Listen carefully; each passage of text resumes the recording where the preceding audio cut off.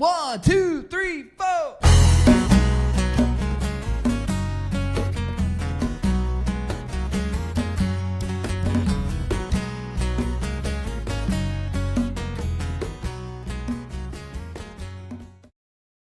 Hello, and welcome back to another edition of Lay It on the Table, the Southern Board Game Podcast with the accent on Southern.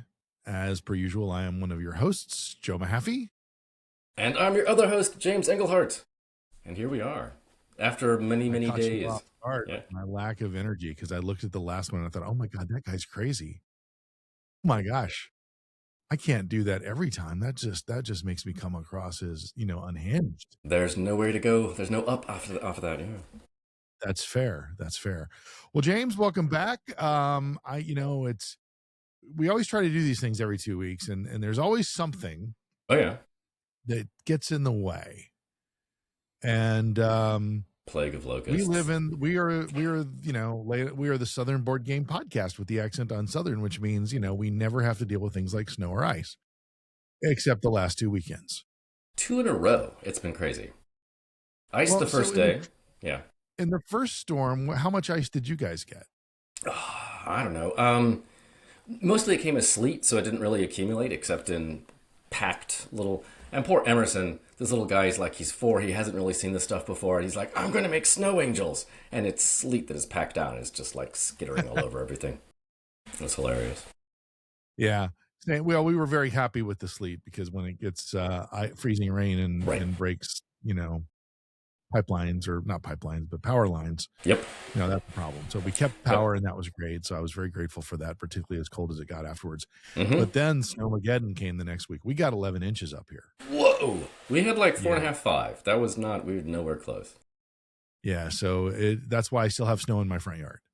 I can see that. I have a northern exposure kind of house. And so there's just this one spot where it just says, I'm hanging around. I don't care how warm it is. I'm hanging around. It got to 50 degrees this week. I still have snow. 50 means nothing to me, right? I know, right? Anyway, I guess that's what we should learn from the Silver Frost game, is that it's really hard to move the snow. It is hard to move the snow, yeah. You need fire. Go. Fire. Burn it with fire, Joe. I did light the fire pit yesterday, and it burned out after about 15 minutes. I think it was too wet underneath. I was trying to get her going. Anyway, usually around this time of the program, we talk about upcoming things like Mythicon. In this case, we're going to talk about Mythicon West. For those of you who follow this podcast, we talked to Richard Fortuna on the last program, and we were hyping up Mythicon West. Obviously, that is going to be taking place in about 3 weeks, maybe. That's awesome. 3 weeks, and up in Asheville, North Carolina. And I believe you can still get reservations and still get tickets. I think the early bird tickets may have ended as of yesterday, that makes sense. But I think you're good to go. Unfortunately, I am not good to go. I was really hoping to make it up there this season, but the real world calls, and I will be up north, and I will be down in the Midwest or the Southwest, and by the time I get back, I will not have time to get up to Asheville, unfortunately. So I will not be able to make it. But there is always Charlotte in the fall, and there's always next year. But anyway, it doesn't mean, just because I'm not going doesn't mean other people can't go. In fact, they should go. You might have a better time if I'm not there. So please go. It sounds like it was it's a great setup. It was just really excited about it, and it sounds like it's a slightly more mellow, more intimate sort of gathering, and a lot more just a good place to go and play games. Or good people that are drawn to those events. And quite frankly, I'd like to go to Burial. There you go. Yeah. The brewery in Biltmore Forest. Mm-hmm. That's a good one. That's just down the road from where they are. And Wicked Weed is just up the hill and downtown, right off downtown. Lots of good beer. There you go. Yeah. Yeah. But yeah, so that's Mythicon. And I hear you might have some exciting news. Yeah, so just as of this recording, an hour and 11 minutes ago, tickets went on sale for Gen Con 2026. The best 4 days in gaming, I think, is their tagline. And that's going to be end of July, early August. Your humble journalist here, is going to be there for the first time. I'm looking forward to going to Gen Con 2026 up in Indianapolis with 200,000 of my closest friends. So I'll report back on how it goes. Am I going to need to equip you with equipment so that you can... That's redundant. Am I going to have to equip you with video equipment so that you can get some interviews in for the Take some podcast? shots, do some stuff. Yeah, we'll have to talk about that. That could be fun. I've got a 360 here, an Insta 360 you could take. Okay. That could be very interesting. Bring a rig. We'll have to talk about it. Yeah. Yeah. We've got a lot of. That sounds great. I'm excited. Now, is it just you or is Laura going as well? It is just me. Okay. Whereas there's a whole bunch of family shenanigans going on, and I will be taking off from that to spend 4 days with other kinds of shenanigans. So there you go. Should be a good time. Yeah. I understand. Well, that's great. Well, I'm excited for you. I'm excited you get to go. Unfortunately, that is not in the cards for me this year just because of other familial obligations myself. But we'll have to make that a goal for maybe 2027. Yeah, man. That'd be awesome. I like that they've moved it a little bit. I like that they've moved it a little more onto the July side so that the academics can get there before everything becomes too, new semester focused. I think it's right on top of my 24 hours of booty. That might be the problem. Okay. That's a bicycle race, folks. I was going to say. 24 hours of booty. Those of you who have seen a picture of me know that this is just a bicycle race and nothing else. Well, that sounds exciting. I'm glad to know that we're getting out in the world, and we'll have to get some lay it on the table cards printed up before you go, and you can use that. So we've got a little bit of time to think about how that might look. A little press badge on myself. I'm excited for you. Thank you. Well, the drawback of the snow means that we're in February recording, and we didn't anticipate being in February recording to talk about this topic anyway. We certainly anticipated being in February recording, but not episode 2. That was a hope, dream. Well, back in December, I talked about that I was going to do the 12 games of Christmas. Right on. And Dale, my wife, and we successfully completed 12 games. I'm going to just sort of give you some highlights of what we covered. And then if you have a question or two about a particular game or so, I'll be glad to talk about it. Because there's 12 games and we have a lot of stuff to talk about, I'm not going to do the normal deep dive that we would do if it was just 1 or 2 games. But I do feel like it's important to just kind of set the table here. So when I thought about it, so I typically take the last couple of weeks of December off, largely because I have gobs of PTO to burn, and I hate to just leave that out there. Sure. And so we were going to use this time to play some games. And in my mind, when I thought about this, I was like, hey, we're going to play 12 games. Right. And they could just, and quite frankly, it could have been the one game 12 times, and I would have felt like we had satisfied the requirement. Dale, on the other hand, said no. It's 12 games. We got to do this. Period. Okay. That's so awesome. Even if we played one more than once, I only got to count it once. And we did play a few of these more than once. Okay. But I only got to count it once. So did you go for, clearly not going to go through big, heavy games to, 12 days of Vita Lacerda? No, although Speakeasy had arrived, and that was a thought that we kind of looked at again and again. But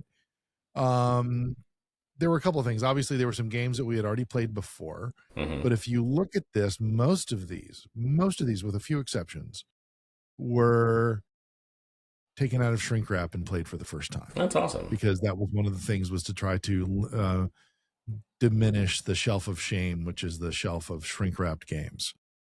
The other aspect of it was, if there's a game on here, like I'll tell you up front, there's Wingspan and Kohaku.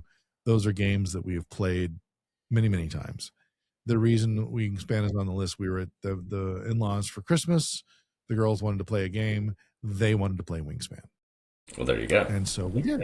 Awesome. We did. So there you go. So that was the rationale. So let me go through these games, and I'll just kind of go through them. I'm going to give them to you in the order that we played them. Well, you kick it off with a good thematic one too here. Well, it was, yes, because it was Christmas. So we started off with Santa's Workshop, 2nd edition. And it was a cute game. I mean, I'd gotten it, a while. It's from Elf Creek, by the way. Yeah, okay. The people that give us Honey Buzz and others. We really enjoyed the game. It was thematically interesting, and we kind of got to go through the pieces. And of course, what Dale and I do when we're playing a game that has a certain theme, we will put a YouTube theme channel up. Oh, fun. And around the time we were playing this game, there was a YouTube channel that was sort of like, it was like, we have video inside of Santa's workshop, and so it would cut around to there's Santa in his office checking the list, and here's an elf building toys, here's an elf sleeping, and he gets caught by a supervisor, and there's reindeer walking across. It's just really, it was very funny, and it was clearly a loop, but the way that they had done it, you couldn't tell it was a loop. It was really really creative. So did you play the standard game, did, or did you do the advanced game? We did the standard. It was we had fresh out of the shrink wrap. We didn't want to get usually we'll start with the standard and then just kind of decide how many times we want to play it. I think we played this one twice before we moved on. Okay. But that was the first one that we went to, and then of course we couldn't get into sticking to the theme. I was going to say, stay thematic here. We couldn't get into it without doing the spirits of Christmas. We interviewed Humble Bard Games back just before Christmas, and was able to finally get that game out, and we played that several times. Good. And even got to play once with our oldest daughter, and it was, it's a game that it really holds up well. I really enjoyed it. It was very spot on to the book, or the book, and there's a challenge to it, because you don't always get to decide where the cards go down. Okay. And but you have to go through the different chapters of the book, basically. Cool. And so it's I'm a fan. I'll So is there a way to it's a co-op, right? Is there a way to like make it harder, easier to sort of tweak it, or is it just? Yeah, there is a variant of it that kind of takes it up a notch. We just played the base version of it. Okay. But the cards don't always go your way, and you find there is some abilities that you can do that boost your score, but if you don't do with it, or you have to spend a feature, that goes away. So there is a lot of nuance to it that can vary. Awesome. From time. Cool. And then the next one looks. So that was. Sorry. Yeah. No, I was just saying that was a really good game. I'm glad we had him on. And now the next one, it's unpronounceable. Go ahead and try to say it. I am. I couldn't find it on Board Game Geek. That was a sad part. Wow. And so I have some friends a while back that went to Iceland for a trip, and they, we got their mail or something, and they brought us back something. And what they brought us back was this card game. And I'm going to try to pronounce it, but I'm sure I'm going to totally butcher this. Yolako Turin. Okay. I'm going to stick with that, but it's fundamentally translates Yule Cat, and it's the legend of the Yule Cat, which is basically awesome. If you don't get new clothes for Christmas, or you don't wear your new clothes for Christmas, you can get gotten by the cat, which is this huge cat. But anyway, this version is fundamentally old maid. Oh, okay. It's just all right. fundamentally old maid. They have a bunch of traditional characters from Norse mythology that are tied to the legend of the Yule Cat, sort of people that are mischievous. Oh yeah. And you don't want to get stuck with the Yule Cat. Okay. At the end, just like you don't want to get stuck with old maid. That is fundamentally the game. So it was the art. What made it interesting was the artwork on all of the cards. Cool. And so that's what really drove it. It was a fast moving game. It was something we could put out very quickly and play. Sure. It was easy to learn, easy to play. It's old maid. You can just keep it in your pocket. I mean, it's that small. So yeah. Then of course I mentioned Wingspan. We've talked about Wingspan ad nauseum on this. I will just say that we stop. did play. Not today, anyway. We did just play the base game. Period. No frills. No Europes. How did that feel going back to the base after playing? Yeah. Actually, we like the base. It's a lower scoring game. Sure. You have to be a lot more strategic around how you're getting your assets. Right. But we had this conversation last night because we're going to talk about some expansions here in a little bit. And Dale's philosophy is she always likes the original better than she likes the expansion. Okay. And I could probably, I would say that from game to game, I probably feel the same. Wingspan is not one of those. I kind of like the way, the one thing about Wingspan is that I would say the addition of Nectar has made it a little easier. I think that was one of the reasons why I generally will exclude Oceania. Okay. Just because I'm not really interested in the Nectar component. But that's because it's more challenging. I find it more challenging without that. But it doesn't mean, Oceania doesn't have a place. I mean, I'm learning Morse code right now, and I didn't start out doing 13 words a minute. I started out with 5. So there you go. Then moving on, this was an old favorite that we like to play, and it's easy to get on the table, and it's Kohaku. It's a tile laying game. You're basically building a koi pond. Yes. Again. And it's a pretty game, and we've got the original edition, which means it's all plastic, like acrylic looking plastic. I was gonna say like nice chunky, versus the reprint. It's everything's cardboard. Brings the price point down. It does, but it's not nearly as pretty with because we've seen both. Right. Because this is one of those games that we've thought, we should get another copy. Oh yeah. There's certain games that we have that we're like, what, let's have a backup. That makes sense. Wingspan, we probably have like 12. Give it as gifts, yeah. But yeah. And then from there, one of the things that came from Kickstarter, I don't know if we talked about this previously or if it showed up after the fact. So. But yeah, postcards showed up, and we really enjoyed that game. You're on a bicycle and you're touring around France. A lovely time of year to go to France here in the middle of winter. Preferably without GNC help. Looking at you, Livestrong. And you're collecting postcards basically and stamps, and you're trying to you get certain bonuses based on certain regions that you're assigned, and you're literally biking around, and there's different icons that let you do certain things like camp and stuff like that. And nice. It's just it was a satisfying game. It was one of those things that it wasn't super easy. It wasn't super hard. It was easy to get on the table. A lot of the times we will look at, okay, it's a new game. How do we play this thing? Yeah. And is there a this game in 3 minutes from our friend in New Zealand? Nope, not on this one. And in some instances, and we'll talk about this in a little bit, so in some instances you only get the video that was done by the creator at the time of the Kickstarter. Yeah. And there's nothing else. Postcards, fortunately, was not one of those. It was a very enjoyable game. It fit the aesthetics that we like.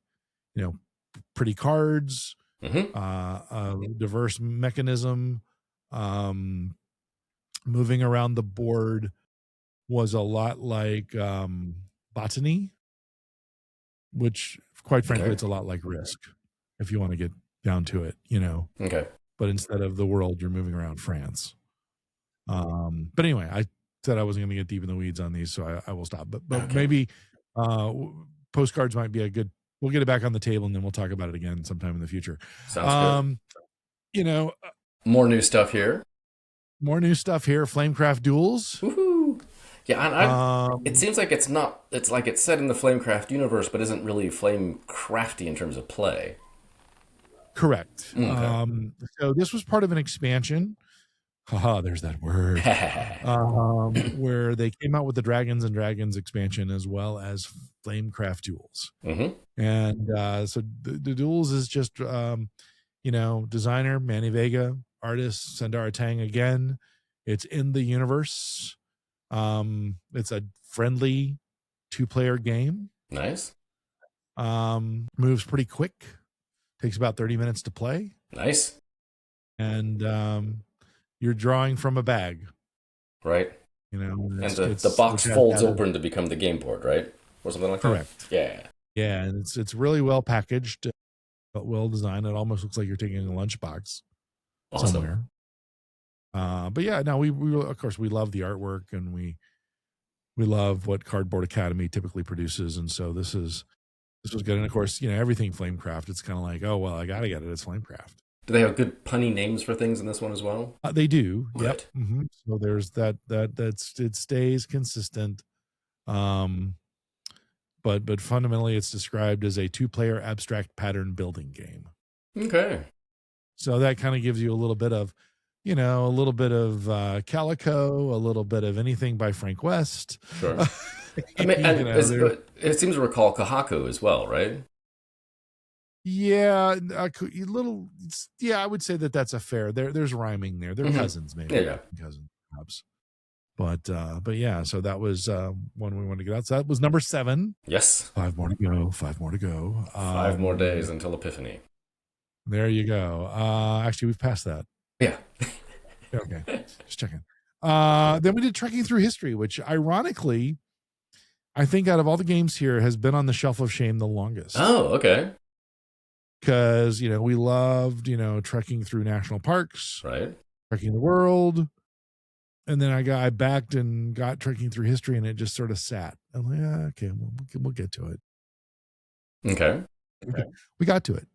And if you're familiar with the Trekking series, it's all card driven and action driven. And this one was really interesting because you're dealing with cards that have years on them, and they are BC and CE variations, and you're trying to use the oldest to the newest cycle in your hand in order to score them. Okay. And you may get 850 BC, or you may get 5 CE. Okay. And you then all of a sudden you find that your next card, you may have like 3 BCE, and then all of a sudden you get a card choice, and your next youngest card is like 1492. And then you're like, okay, well, I really hope something comes out on the board that's after 1492, and so it's pretty interesting the way that it plays out. And again, it's one of those where that you're subject to the whim of the deal, sure, of the card, so to speak. But it was definitely a good game. We certainly enjoyed it. Has a little timepiece in there, and nobody started fading away in front of us while we were playing the game, so we knew that we were not. Everything was good. Okay. And all that, so yeah. Feeds your background in history. Yes, that was it. Did scratch an itch I didn't know I had. But the next game was really interesting, and it was interesting for a couple of reasons. Okay. For those of you who know this show, we've talked about it before, that Dale has never really been interested in a Dungeons and Dragons type game, because she's like, role playing like that makes her nervous or whatever. And that's on brand. We played Explorers of the Woodlands, which is basically a D&D game, but not. Okay. It's a co-op. You're revealing tiles very similar to the Betrayal series, where you pull out the tiles, and so your dungeon, so to speak, is revealed before you, and maybe you encounter a monster, maybe you don't, maybe you encounter treasure, maybe you don't. Okay. Maybe you encounter the inn, maybe you don't. The innkeeper. Yeah, that's the guy you want to talk to. So it was very enjoyable. We did, in our first play, we did successfully defeat the baddie. Well done. The hardest part was that the dice were all 6-sided, and there wasn't things like, you had hit points, and you had health and stuff like that, and things that you could do. But it was a good game for somebody who's never played Dungeons and Dragons and has no desire to kind of see, this is kind of what it feels like in my mind. So, but yeah, and we just played the basic version. There is a mission version, so you can actually play it as a campaign. Fun. Okay, good. If you want to do that. We did not do that. We just sort of played the game. And how did Dale, was Dale like, yeah, that was kind of fun, never want to see that again? Yeah, we both came away feeling like, oh yeah, we play that again. Okay, cool. Then just 3 more to go. Next up was La Patisserie Rococo. One of these days I want to say that right. And of course, your you're basically delivering pastries to the elite. And, very nice. Yeah, and it's a very well themed game. Again, easy to learn. It fit sort of that. There's a lot of games right now that just sort of have this this time in France as the theme. Yeah. So this is, kind of in that reign. This is obviously published by the same people that published Vital Lacerda, but this is not a Vital Lacerda. No, it's the Rococo level. Yeah. Yeah, it is from Eagle Gryphon Games, but a lot easier to access, and it doesn't it does not also do double duty as a doorstop. Yeah. So that is made tongue in cheek. We love the fact that they always give us very chunky games. It is true. So we don't have to go on to MeepleSource to buy more stuff. Also true. So obviously we were that was 10 games in, and we were getting towards the end, and we were like, oh my gosh, we're running out of days. What are we going to do? Because, we were trying to rationalize, well, what counts as the 12 days? Because in the Christmas Carol, day 1 is Christmas Day, and then you go all the way to day 12. Mm-hmm. So our goal was just to try to get all the games in before I had to go back to work. That seems like a Which fair. was January 2nd. Yep. It was the 5th. Okay. Then I went back to work. Which, ironically, the 6th was the 12th day of Christmas. So just one day off, but still. Just so you know. But just to kind of move our process along, we pulled out another Elizabeth Hargrave game, Tussie Muzzy. It's a nice, quick game. It is. It's a super quick game, and we always have it in our game bag because it's like if you want to have we call it the palate cleanser. Yeah. If you've just played Wingspan and now you're going to play something like Isle of Cats or Viticulture or something, before you just to kind of reset your brain, you do something like that to go, okay, I'm not thinking about bird cards anymore. Right. I'm thinking about wine. They're about flowers. Yeah. Yeah. So, so that was one. And, we kind of played that a few times just to kind of, number one, remember that we know how to play it. Yeah. Because it had been a little bit of time. And then lastly, Dale had got this because she had seen it everywhere she went while she was Christmas shopping. Okay. And I don't know why she thought it was funny, but she did. And so we got Piggy Piggy. Okay. Which is a pretty fast-paced family card game. You're playing food cards. You're trying to steal pigs. You're trying to score points. That's funny. And the box it's a plastic piggy with a big mouth. That's pretty funny. Yeah. It's from Hasbro. There you go. But hey, it was fast-paced game. We got a couple of them in, and it brought us into number 12 right under the wire. Ooh. We didn't even have to watch a video on it. I think we just sort of figured it out. Yeah. But that was the 12. Those were the 12 games over Christmas that we played. We'll have to revisit one and then talk about them in a little bit more depth. I figure there's not a lot of depth for Piggy Piggy, but some of the others would be good to hear about. You don't know. Be judgy. I have a feeling. Just a vibe. Yeah.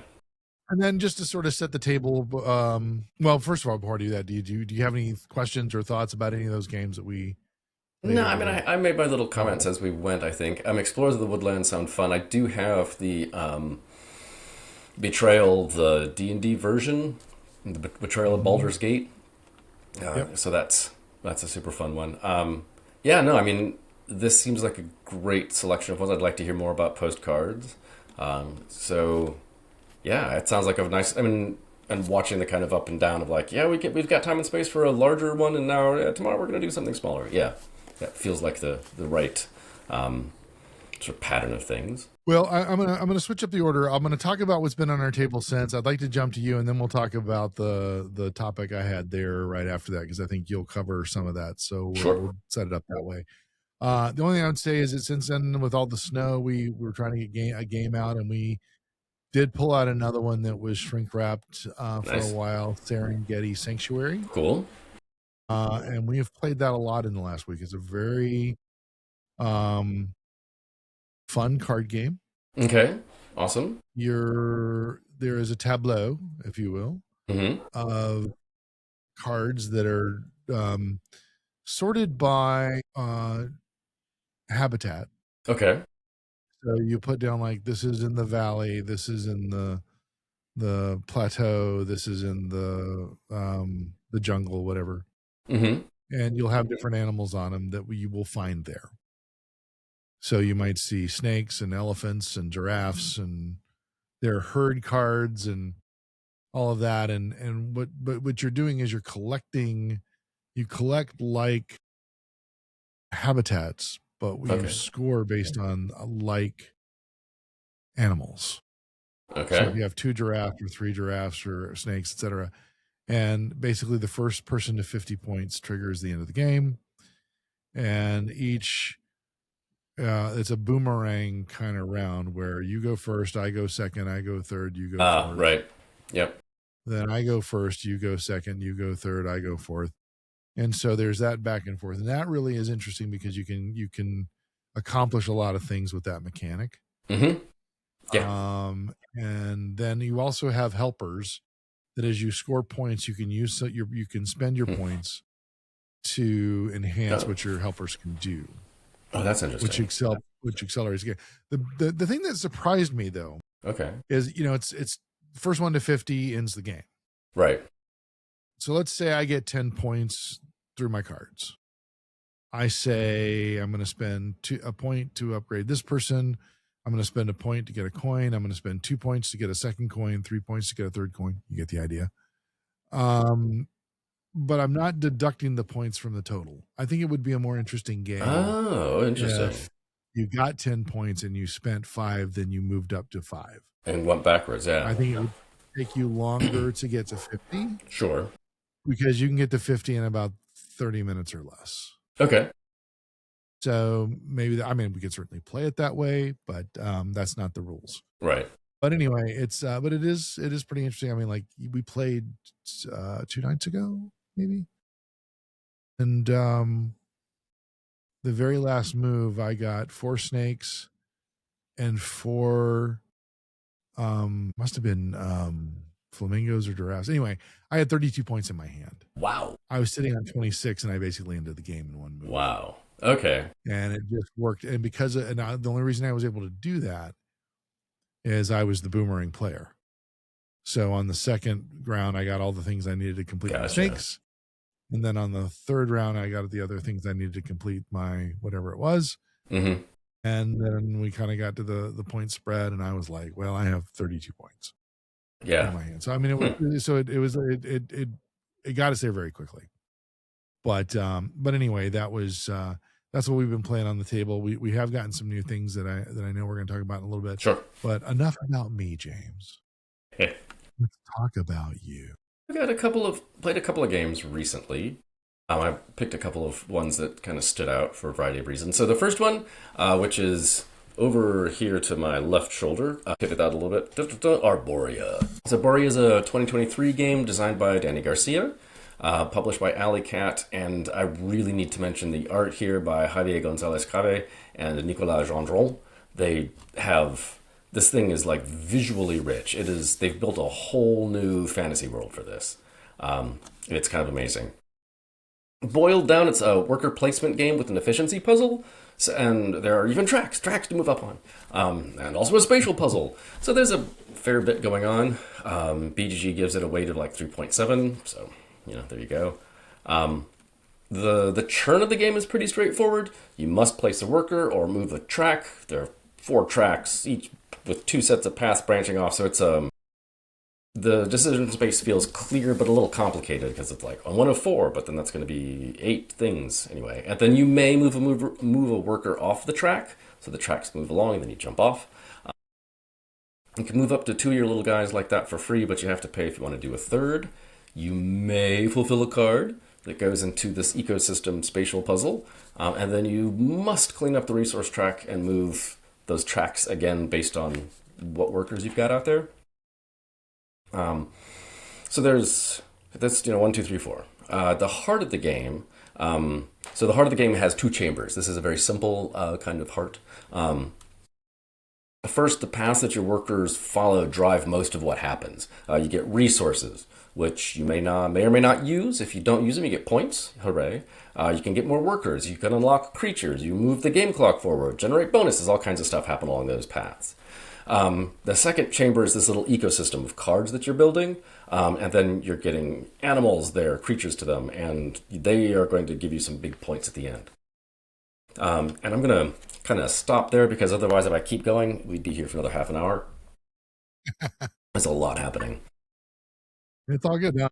And you said it was the 2023 game? 2023. And the board looks busy, and Lord of Mercy looks busy. But the game flow is pretty good. And you're pretty much always doing a little bit of something for the other players too, which is an interesting part of the game. Moving tracks usually means you're moving other people along those tracks. If you bring the creatures onto the board, then somebody else can get them. But if you bring them in first, you get a better bonus. If you generate resources, you'll get points if you leave them or have to leave them. So as the game progresses, you'll have plenty of opportunities at the end, particularly for big splashy moves. But they're also still just like, I'm just going to put this guy here, and that's kind of it. And it's kind of figuring out what those big moves need to look like and when. Somewhat hilariously, the game track says you could probably score in the 300s, and I'm clearly not doing it right. but I'll figure something out. There's also a bit of a language barrier in the rulebook translation. So they've got, for example, biomes and ecosystems, and you're like, those are a little close. Could you, like, one of those resources track, the ones, so there's some clarity that could have come along. But the game itself, everything that get on the game is all driven by iconography, which is great, means it's language independent, but it can take a little while to figure all that out. What was the original language it was written for? Spanish. Spanish. Yep. The movable tracks kind of have a Zulkin feel where you're moving things around and people decide when you jump off.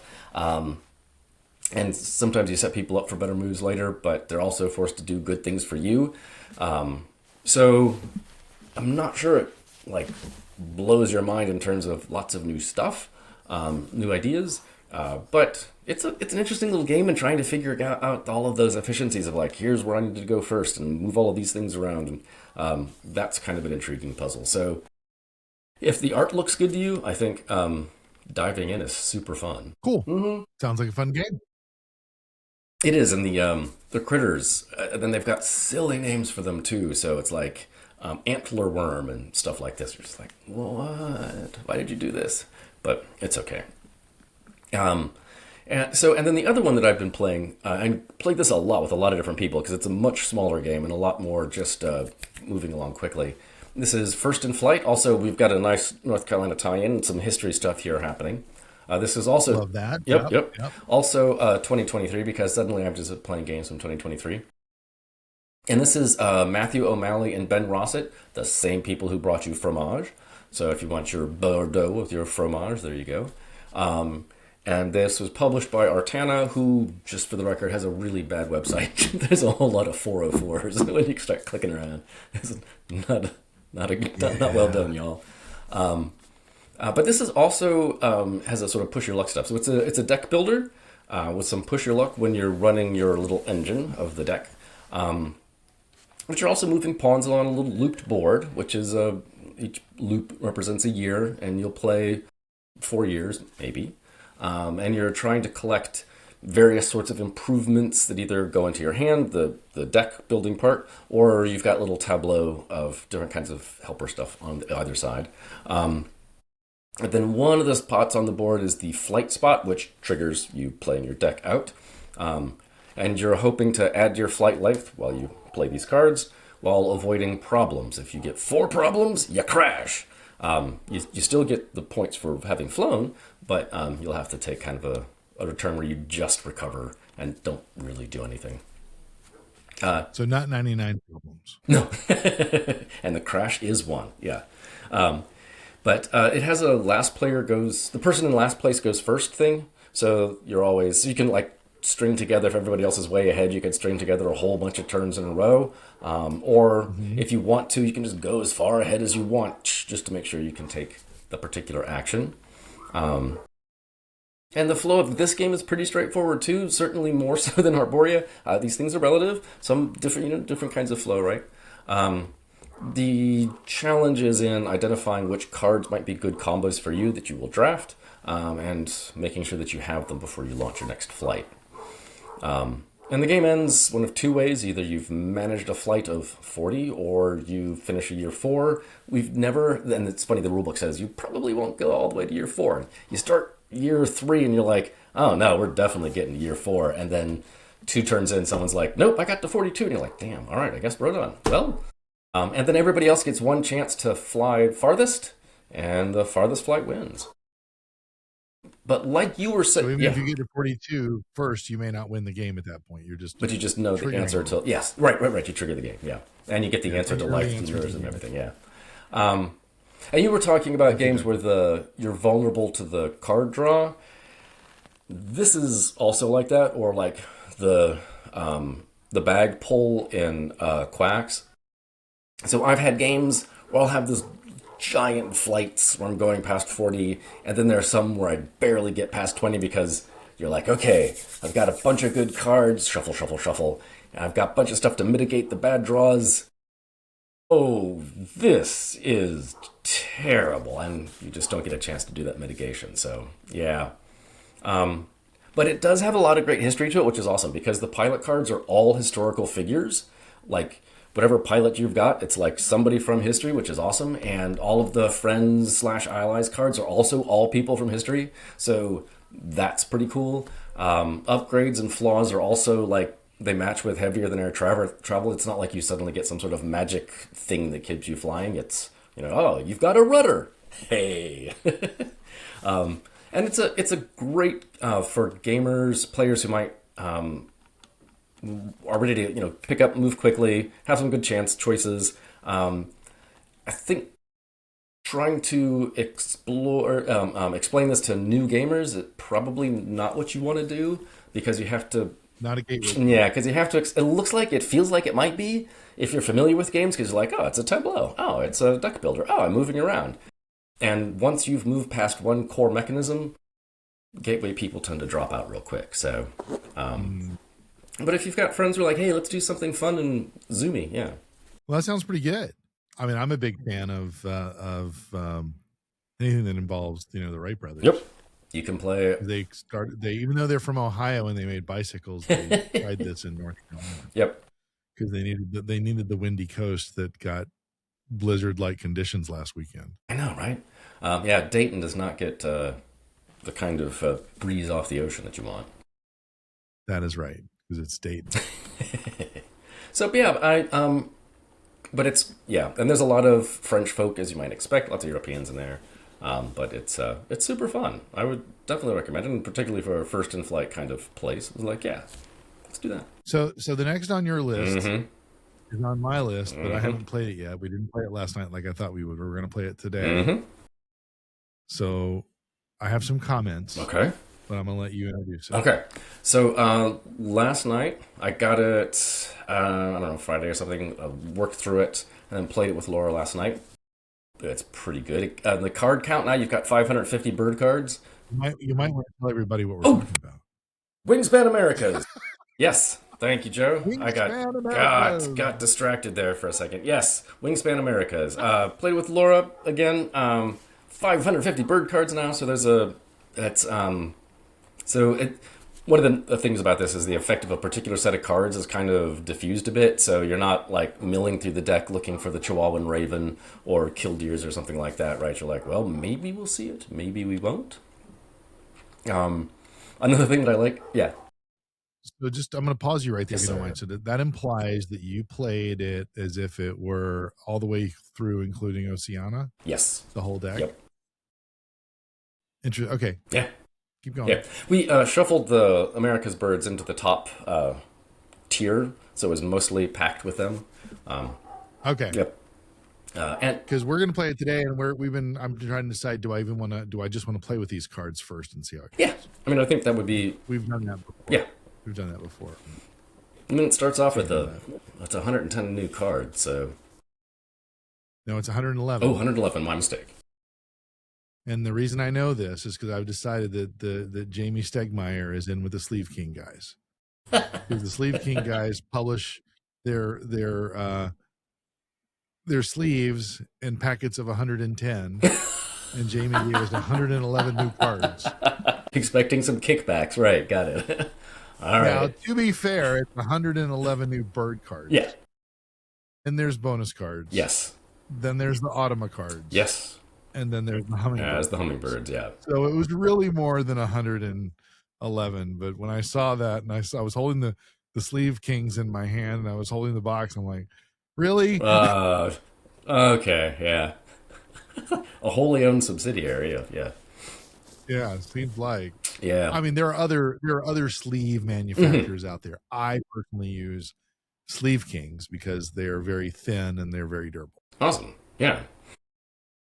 So the other nice thing about this is, it's funny, the first two expansions, Oceania and Europe, both have that little black dot on the bottom that has OE or EE, just a little black dot. And at one point, apparently with Asia, they're like, you know what, maybe we could color code these. So Asia has red, this one has a kind of blue, light green kind of thing. Yeah, it's pretty hilarious. It was like, so that was nice. The big addition, of course, is the hummingbirds. And they're pretty accessible. You finish a row, you either attract a hummingbird for the bonus that it gives you, or return it to move up the hummingbird track. That's pretty straightforward. Now, it's my understanding that you have to return it if you have it there, and then you're doing a mechanic on that row, whether it's feed a bird, get some eggs, or get a card. Right. Yep. Okay. And then, so the hummingbirds, when you attract them, are great for resources and combos. So you can like run the grasslands and then attract a hummingbird that gives you nectar, right? If you're playing with that expansion.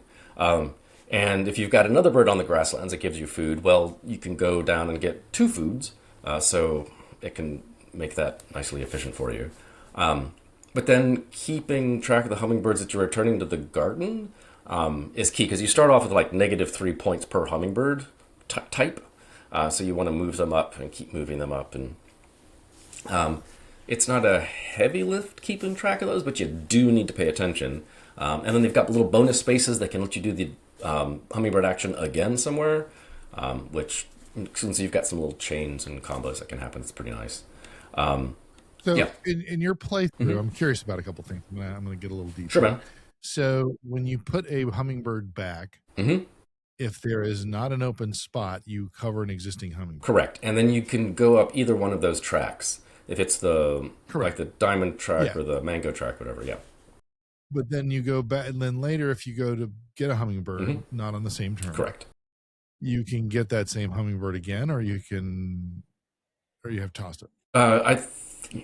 The rules are like you can't double dip, but I think that's on the same turn. I think if you come back, and also things should be changed around a bit, so you can, because somebody else may have right, or covered it up.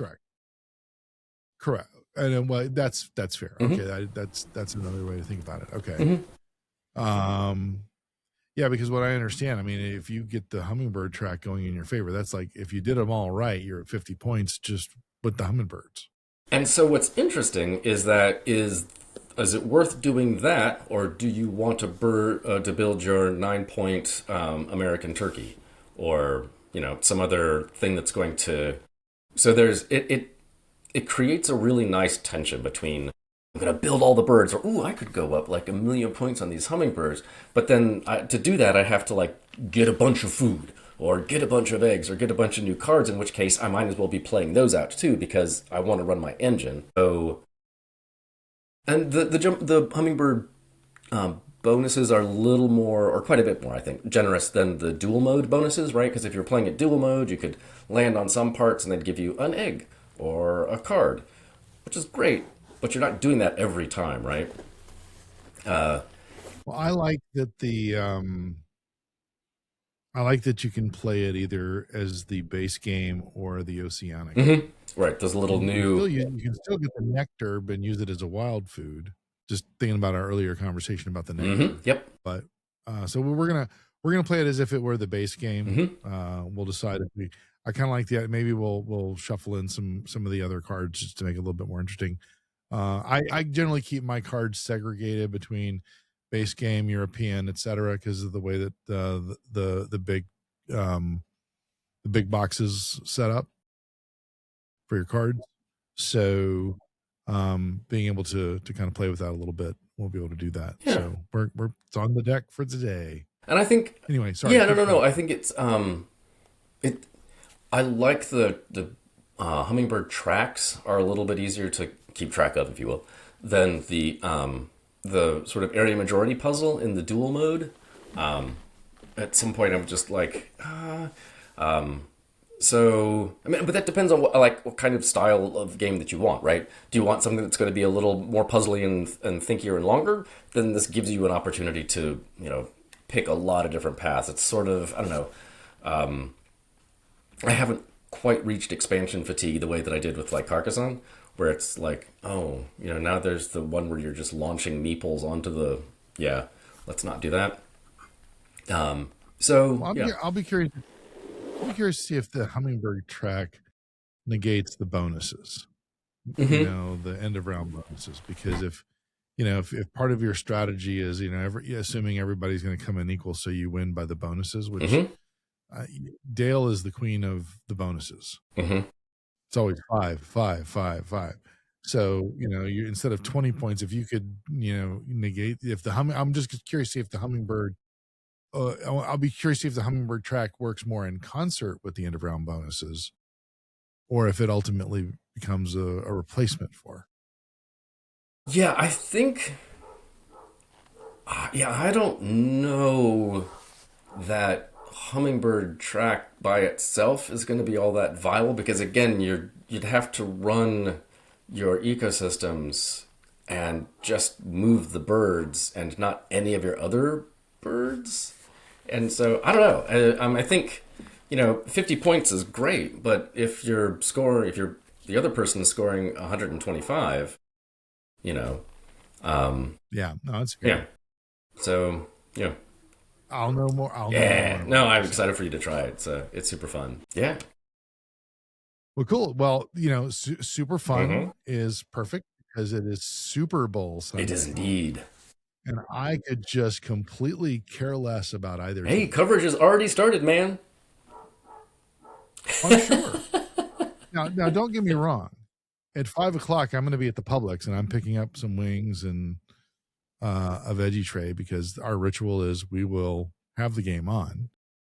I just won't be bent out of shape over who wins or who loses. This is good. Yep. Because I don't really care. Exactly. So we're going to play Wingspan Americas this afternoon and this evening as a part of our having the game on.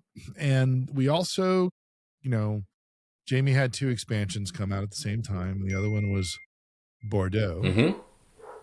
Yes. Which is an expansion upgrade to viticulture.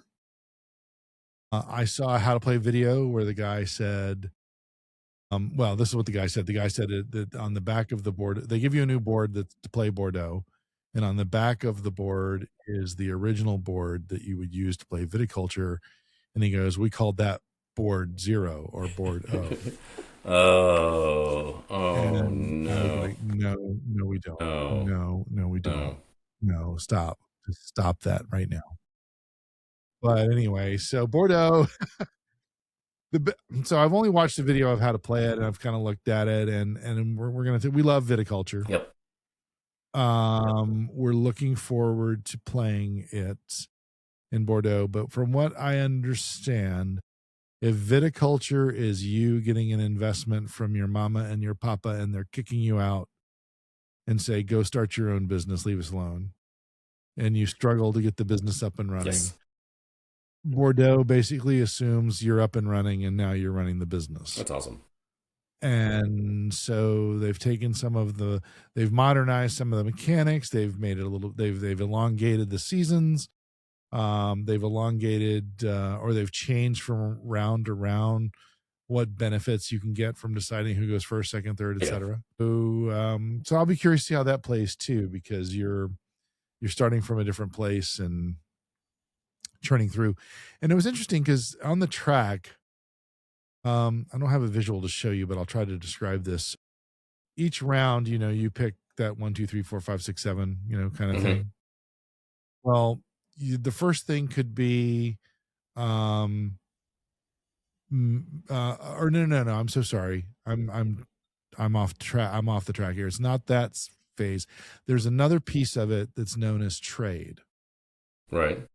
And there's a matrix that says you can trade a coin for a wine or a point for a worker or something like that. Right.